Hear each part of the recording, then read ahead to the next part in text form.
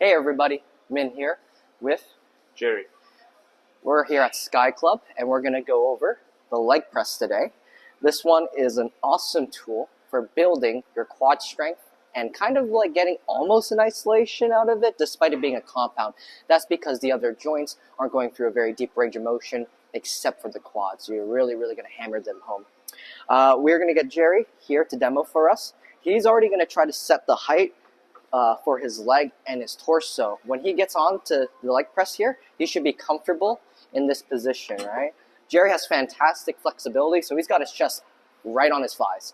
For some people, it might be closer to parallel, but at least start below parallel just because that initial push won't have load on it, right?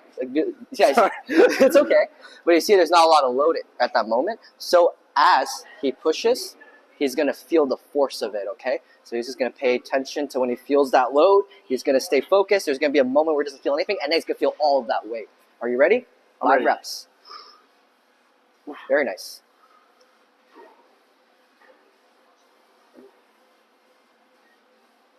One more, please.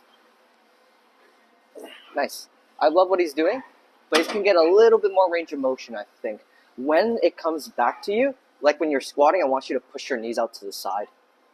Okay? So the way forward is perfect. Okay. Flex your quads hard, then you're going to open up the knees, and you're going to let it go into you slowly. There it is. Now he's getting like a half an inch extra range of motion at the bottom position. But these little tips add up. He's really maximizing the quality of every rep now. Good stuff. One more. Very nice. If you have great mind-muscle connection, you can just focus on squeezing certain heads of your quadriceps. Do you know how to change which quad you feel on the leg press by any chance? If you keep your feet closer, I think it's more for the medial side. Yeah. So if he can keep his feet closer and then duck it out, he's going to feel a lot more of his vastus medialis oblique. If he keeps like a really, really narrow feet together stance, he's going to really feel his outer quad. All right? Yeah. How you feel on the leg press?